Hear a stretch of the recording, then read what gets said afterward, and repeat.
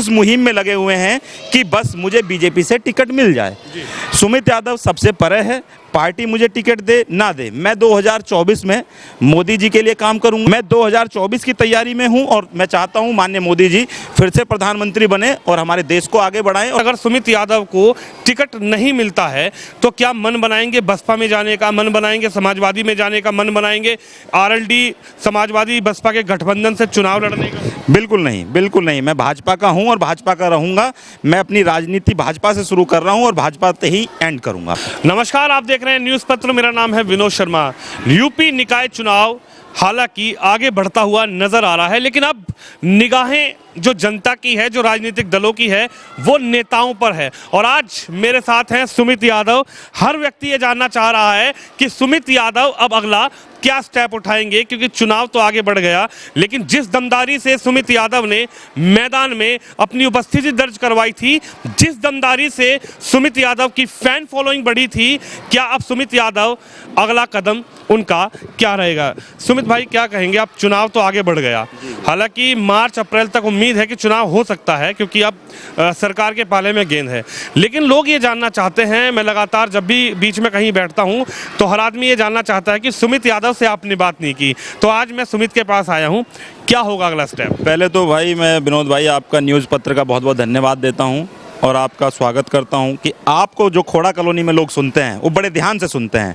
और मैं भी ये सबके सामने खुले मन से ये कहना चाहता हूं कि विनोद भाई अगर कोई बात कहते हैं और रखते हैं तो वो बहुत साफ रखते हैं। और रही चुनाव की बात, देखो मैं पार्टी में आया खोड़ा की सेवा करने के लिए, मैं चुनाव लड़ने के लिए पार्टी में नहीं आया हूँ। मैं चाहता हूँ अपने खोड़ा के मुद्दों को रखने के लिए। मेरे खोड़ा के बहुत सारे मुद्दे हैं जो अछूते रह गए हैं विकास के लिए। स्कूल, पहला काम स्कूल पे, खोड़ा के जितने भी सरकारी स्कूल हैं वो जर्जर हालत में पड़े हुए हैं। और मैं जानता हूं कि मेरे पिताजी जब प्रधान थे तो उनको बहुत सौंदर्यकरण से उनकी बाउंड्रियां कराई गई थी, उनको सुंदर बनाया गया था। तब की प्रधानी का फंड था, 2005 की बात थी, तो उस टाइम पे इतना पैसा नहीं मिलता था गवर्नमेंट की तरफ से। तो तब भी हमने बहुत प्रयास किया और हमने फिर दूसरा काम किया पानी की टंकी बनवाकर। पानी की जब टंकी बनी तो खोड़ा में पानी की समस्या को देखते हुए हमारे पिताजी ने पहले ही टंकी बनवा दी थी। तो उस टंकी को 2007 में वो कंप्लीट हुई, उसके बनने के बाद 2010 तक वो चली। उसके बाद खोड़ा के किसी भी जनप्रतिनिधि ने पलट के ये नहीं देखा कि खोड़ा की उस टंकी को दुरुस्त कराया जाए, लोगों को पानी दिलवाया जाए, मिलेगा पानी या नहीं मिलेगा। इस पे ना तो हमारे जितने भी क्षेत्र के विधायक रहे, सांसद बने, बहुत सारे लोग प्रतिनिधि बने, जिला पंचायत बने, किसी भी व्यक्ति, एक व्यक्ति ने उस टंकी के लिए एक भी वर्क अपने लिए नहीं कराया। तीसरा वर्क हमारा खोड़ा नगर पालिका बनी। खोड़ा नगर पालिका में हर व्यक्ति चाहता था कि खोड़ा की अगर नगर पालिका बनेगी तो हमें अपने मकान का एड्रेस मिलेगा, नंबर मिलेगा। तो ना तो वो नंबर मिले, पूरे 5 वर्ष पूरे हो गए, कार्यकाल खत्म होने जा रहा है और लोग अभी भी उस मुहिम में लगे हुए हैं कि बस मुझे बीजेपी से टिकट मिल जाए। सुमित यादव सबसे परे है, पार्टी मुझे टिकट दे ना दे, मैं 2024 में मोदी जी के लिए काम करूंगा और मोदी जी के लिए ही वोट मांगूंगा। मेरे लिए ना तो चुनाव आज पीछे हटे ना कल पीछे हटेंगे। मैं 2024 की तैयारी में हूं और मैं चाहता हूं माननीय मोदी जी फिर से प्रधानमंत्री बने और हमारे देश को आगे बढ़ाएं और सब युवाओं को एक नई जोश और नई ताकत के लिए, नए कार्यकर्ताओं के रूप में बीजेपी के लिए आगे बढ़ाएं। और हम बीजेपी के साथ हैं और बीजेपी के साथ रहेंगे। आपने कहा कि मैं 2024 की तैयारी कर रहा हूं, यानी कि 2024 में जो लोग इस दौड़ में सभी लोग हैं, जिस लाइन में सभी टिकट की लाइन में हैं, आपने भी कहीं ना कहीं अपनी दावेदारी ठोकी। आप लगातार बाहर भी मिलने गए, बड़े नेताओं से भी आपकी पहचान है। हालांकि आपके जो पिताजी का, मिंटा यादव जी का राजनीतिक स्तर है वो जमीनी स्तर है। 2000 मतलब आप पुराने आप गांव के रहने वाले हैं, पिताजी प्रधान बने, उन्होंने सेवा भी करी। लेकिन एक सवाल खटकता हुआ ये नज़र आ रहा है कि अगर 1%, मैं सबसे यही 1% वाला सवाल करता हूं, हालांकि मैंने और नेताओं का भी इंटरव्यू किया, 1% अगर सुमित यादव को टिकट नहीं मिलता है तो क्या मन बनाएंगे बसपा में जाने का, मन बनाएंगे समाजवादी में जाने का, मन बनाएंगे आरएलडी समाजवादी बसपा के गठबंधन से चुनाव लड़ने का? बिल्कुल नहीं, बिल्कुल नहीं। मैं भाजपा का हूं और भाजपा का रहूंगा। मैं अपनी राजनीति भाजपा से शुरू कर रहा हूं और भाजपा से ही एंड करूंगा। मैं कभी भी पार्टी नहीं चेंज करूंगा। मैं भाजपा का कार्यकर्ता हूं और भाजपा के लिए ही कार्यरत रहूंगा हमेशा। क्योंकि लगातार आप एक ऐसे युवा चेहरा उभर के बाहर आए हैं, क्योंकि जितने भी मैं जो चेयरमैन के दावेदारी लोग देख रहा हूं उसमें अगर सबसे युवा चेहरे की बात की जाए तो वो सुमित यादव है। हालांकि राजनीतिक परिवार है, पहले पिताजी राजनीति कर चुके हैं, आप भी युवा राजनीति में थे, युवाओं में आपका जोश है, युवा आपसे लगातार कनेक्टेड है और जैसे ही आपने चेयरमैन की चुनाव की दावेदारी की भी बात करी तो लगातार युवा आपसे कनेक्टेड रहे। मैंने आपकी रैली भी देखी, मैंने आपकी हर तरीके की सभा भी देखी, लेकिन एक बात यह है कि और राजनीतिक दल, ये सवाल मैं बार बार इसलिए पूछ रहा हूं क्योंकि कहीं ना कहीं निगाहें युवा होने के नाते आप पर नई राजनीतिक दलों की भी है, क्योंकि आम आदमी पार्टी एक नया राजनीतिक दल है। हालांकि 2 राज्यों में सरकार बन चुकी है, लेकिन अब उनकी निगाहें इस निकाय चुनाव को लेकर यूपी में है। क्या आम आदमी पार्टी से भी अगर कोई ऑफर देना चाहेगा आपको या फिर आपसे आके मिलेंगे तो क्या लगता है कि मन बहक जाएगा, क्योंकि दिल्ली बगल में है, आम आदमी पार्टी दिल्ली में मजबूत है, अब एमसीडी में भी हो गई, उनका ये कहना है कि यूपी निकाय में भी हम मजबूती से लड़ेंगे, तो क्या सुमित यादव आम आदमी पार्टी की तरफ रुख करना चाहेंगे? विनोद भाई, मैं आपको पहले भी बता चुका हूं कि मैं राजनीति करने के लिए, नेता बनने के लिए, चुनाव लड़ने के लिए पार्टी में नहीं आया हूं। मैं अपने क्षेत्र के मुद्दे, अपने क्षेत्र के लोगों के लिए राजनीति करने आया हूं।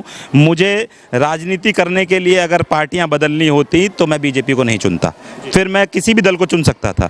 मुझे एक जगह स्थिर रहना है और मैं बीजेपी के लिए काम करूंगा। मैं मोदी जी के और माननीय योगी जी के नेतृत्व में जो सरकारें आज काम कर रही हैं, डबल इंजन की सरकार, उनके लिए, उनको देखते हुए मैं पार्टी में आया हूं और मैं पार्टी से निस्वार्थ, बिल्कुल भेदभाव को छोड़ के मैं पार्टी में सेवा करूंगा और पार्टी का कार्यकर्ता बन के ही पार्टी के लिए काम करूंगा। सुमित यादव जी, 2-3 सीटों पर उपचुनाव हुए, एक मेन की रामपुर में बीजेपी का झंडा लहर गया, लेकिन खतौली पश्चिमी उत्तर प्रदेश, जहां से लगभग 250 किलोमीटर, 150-200 किलोमीटर खतौली पड़ता है, अब गठबंधन जो है वो खतौली की जीत के बाद एक नया समीकरण ढूंढने की कोशिश कर रहा है। गठबंधन को ये लगता है कि 2024 में हम मोदी को हटा देंगे, भाजपा को हटा देंगे और गठबंधन मजबूत होकर चुनाव लड़ेगा तो कोई नया चेहरा प्रधानमंत्री के लिए बनेगा।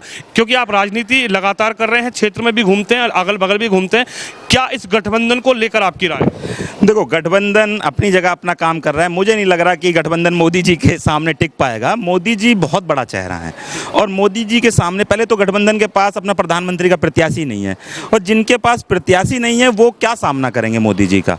मैं तो जानता हूं कि मोदी जी से जितने युवा आगे बढ़ने की प्रेरणा लेते हैं, शायद गठबंधन में ऐसा कोई प्रत्याशी, ऐसा कोई युवा मुझे नहीं दिखता है कि मेरी राय में कोई है। क्या लगता है, भारत जोड़ो यात्रा अब एक पहला पड़ाव पार कर दिया, लगभग 3700 किलोमीटर, 3700-800 किलोमीटर का जो पैदल सफर राहुल गांधी ने किया, उसके बाद राहुल गांधी गदगद नजर आ रहे हैं। उनका ये कहना है कि जनता मुझसे जुड़ रही है और भारत जो योगी मोदी ने कहीं ना कहीं तोड़ दिया था, जो नफरत की राजनीति ये लोग कर रहे थे, हम उसको प्यार की राजनीति में बदलेंगे। हम भारत जोड़ो अभियान को अब आगे लेकर जा रहे हैं। आपके यूपी में अब वो जो दूसरा पड़ाव है वो यूपी से शुरू होगा, आप यूपी में रहते हैं, क्या नजर आ रहा है? यूपी में योगी का बुलडोजर भी चलता है और यूपी में अब भारत जोड़ो यात्रा भी आने वाली है, क्या इसका वजूद दिखाई देगा? देखो, भारत जोड़ो यात्रा से ना तो हमारी पार्टी पे कोई फर्क पड़ने वाला है। हमारी पार्टी का जो पहला नारा है, सबका साथ सबका विकास, सबका साथ सबके विकास पे पार्टी काम करती है। इसमें जातिवाद कौन कर रहा है वो साफ दिख रहा है।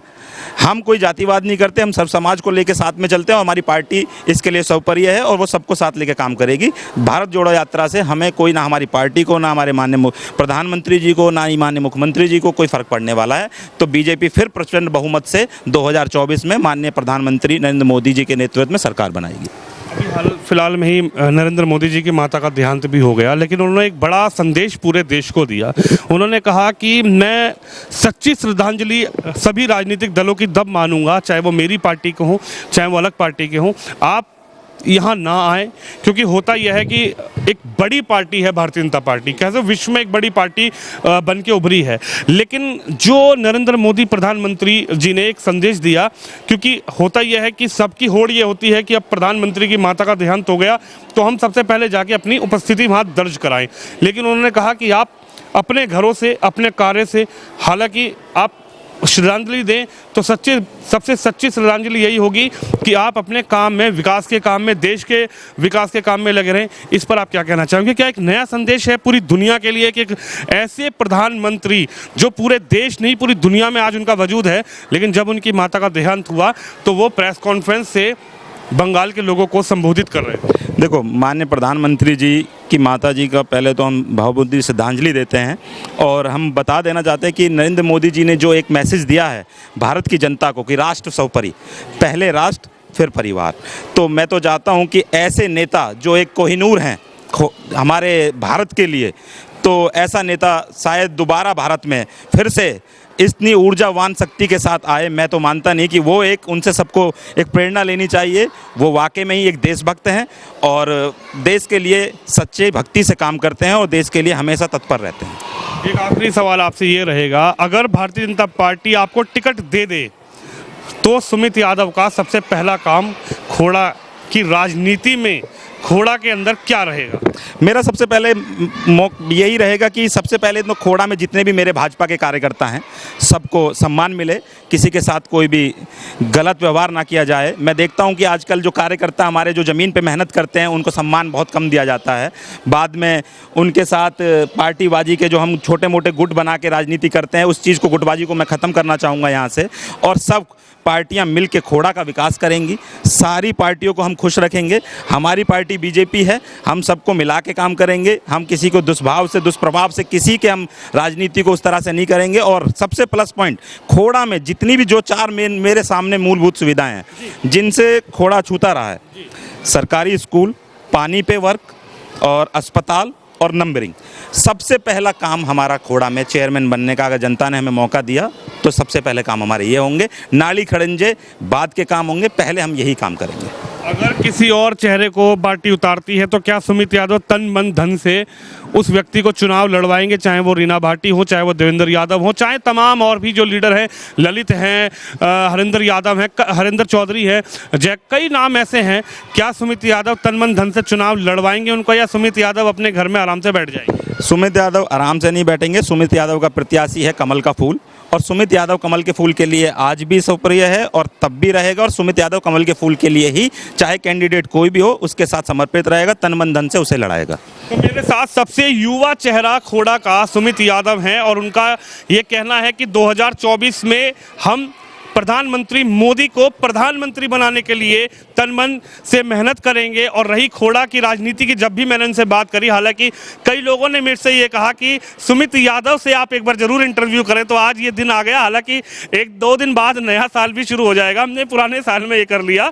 लेकिन सबसे बड़ी बात यह है कि सुमित यादव का ये कहना है कि हम पार्टी के सिपाही हैं, पार्टी जिस जिम्मेदारी को हमें देगी, चाहे वो चुनाव में मैदान में उतारे, टिकट देकर, अपना सिंबल देकर, तब भी हम तन मन से मेहनत करेंगे। अगर पार्टी और कोई जिम्मेदारी देती है तो सबसे युवा चेहरा है खोड़ा का सुमित यादव, जो मिंटा यादव के लड़के हैं, राजनीतिक परिवार से आते हैं, लेकिन सबसे युवा जो है उनका यही कहना है कि हम पार्टी के सिपाही हैं और पार्टी के लिए तन मन से काम करते रहेंगे। कैमरामैन तुषार के साथ विनोद शर्मा।